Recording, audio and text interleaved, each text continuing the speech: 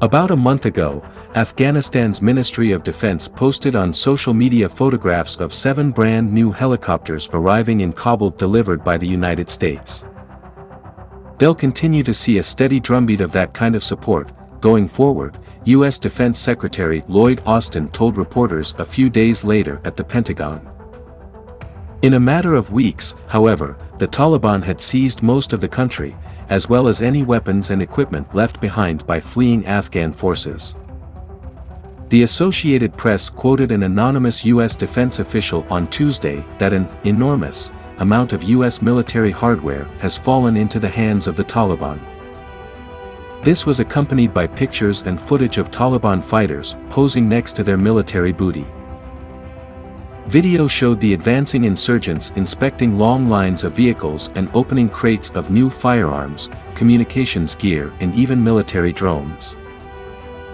Everything that hasn't been destroyed is the Taliban's now, one U.S. official, speaking on the condition of anonymity, told Reuters. Current and former U.S. officials say there is concern those weapons could be used to kill civilians, be seized by other militant groups such as Islamic State to attack U.S. interests in the region, or even potentially be handed over to adversaries including China and Russia.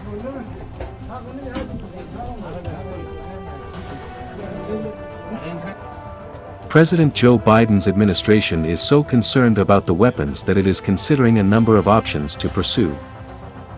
The officials said launching airstrikes against the larger equipment, such as helicopters, has not been ruled out, but there is concern that would antagonize the Taliban at a time the United States' main goal is evacuating people.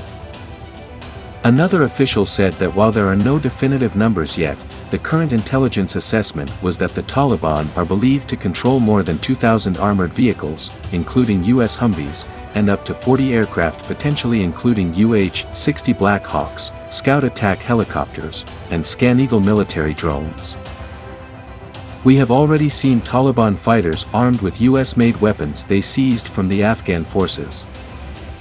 This poses a significant threat to the United States and our allies, Representative Michael McCaul, the top Republican on the U.S. House of Representatives Foreign Affairs Committee, told Reuters in an email. The speed with which the Taliban swept across Afghanistan is reminiscent of Islamic State militants taking weapons from U.S.-supplied Iraqi forces who offered little resistance in 2014. Between 2002 and 2017, the United States gave the Afghan military an estimated $28 billion in weaponry, including guns, rockets, night vision goggles and even small drones for intelligence gathering. But aircraft like the Black Hawk helicopters have been the most visible sign of U.S. military assistance, and were supposed to be the Afghan military's biggest advantage over the Taliban.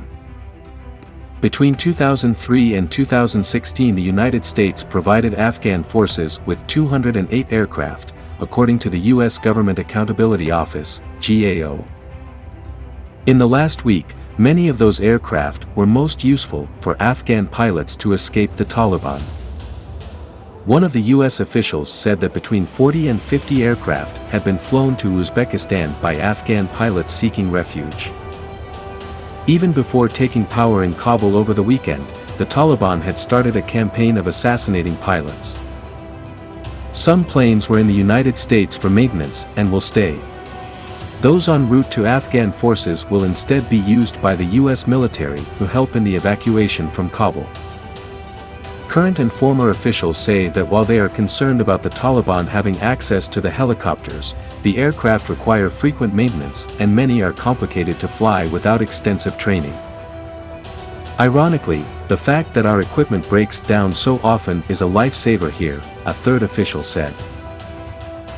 Retired U.S. Army General Joseph Votel, who oversaw U.S. military operations in Afghanistan as head of U.S. Central Command from 2016 to 2019, said most of the high-end hardware captured by the Taliban, including the aircraft, was not equipped with sensitive U.S. technology.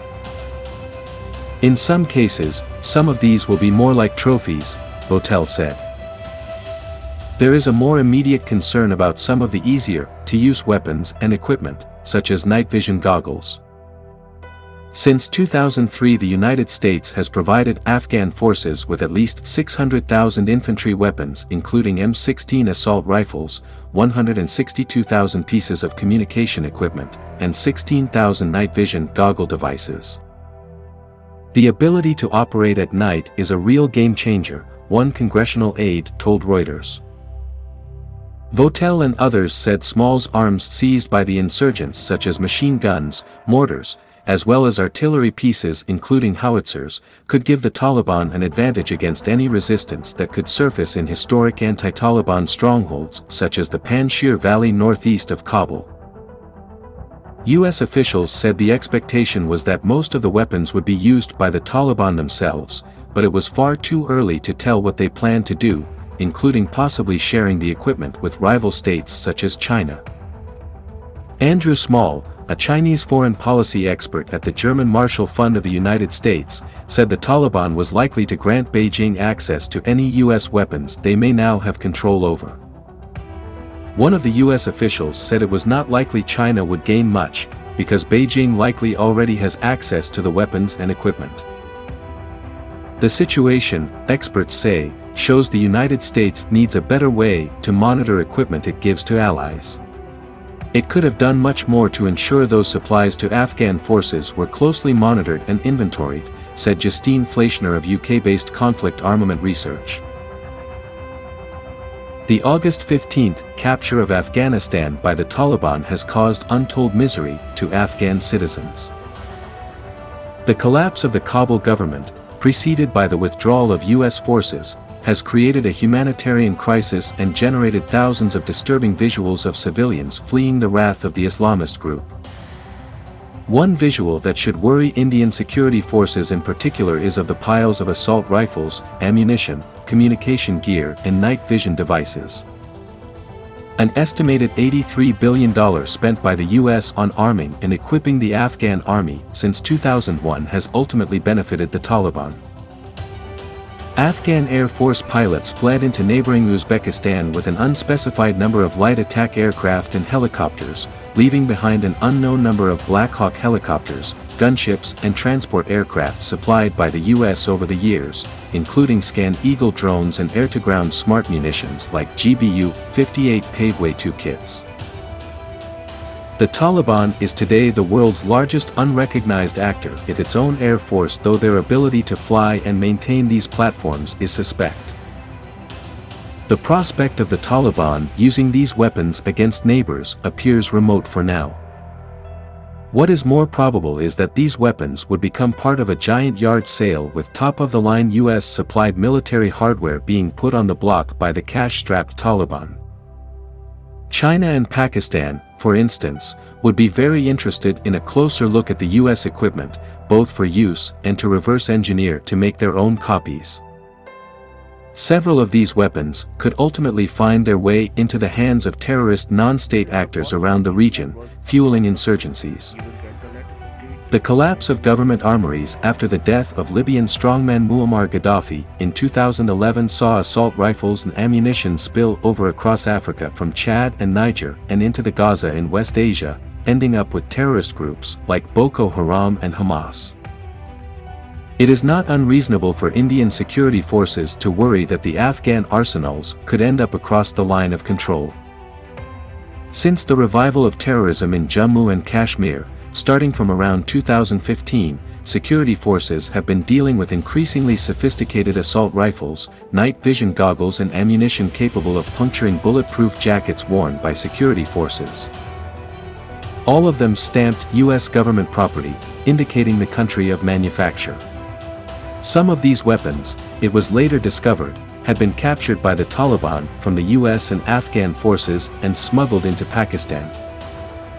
In 2015, for instance, the three Jaish-e-Mohammed terrorists who attacked Gurdaspur were equipped with a US military issue /PVS-14 NVD. The helmet-mounted night sight in question had been lost by US forces in a firefight with the Taliban a few years ago. Gem and Let terrorists operating out of Pakistan have now switched over to the US-made M4 carbines equipped with night vision devices. At an encounter in Kulgam, Jammu and Kashmir, on August 13, security forces recovered a Chinese RPG-7 rocket-propelled grenade, RPG, launcher and rockets used by a Pakistani terrorist. Terrorists have not used RPGs in the valley in over a decade, and their use now indicates they are no longer short of arms and ammunition, plus that they now possess the weaponry to destroy unarmored vehicles used by Indian security forces. This is reminiscent of the end of the Afghan War in 1988. The withdrawal of Soviet forces from Afghanistan saw Pakistan sitting on thousands of tons of unaccounted weapons. These weapons, Chinese assault rifles and rocket launchers and Egyptian rockets, had been purchased by the CIA as part of Operation Cyclone and handed over to the ISI for distribution to the Mujahideen. On April 10, 1988, an estimated 10,000 tons of arms and ammunition stockpiled at a military storage site in Otri, Rawalpindi, went up in a bonfire, killing 93 persons and injuring thousands more. The caches that survived were, over the next few years, diverted by the Pakistan Army and ISI to light bigger bonfires. They fueled insurgencies in Punjab and Jammu and Kashmir. Over 3 decades later, the prospects of an increasingly sophisticated weaponry cache, mostly of U.S. origin, poses a fresh dilemma for Indian security forces.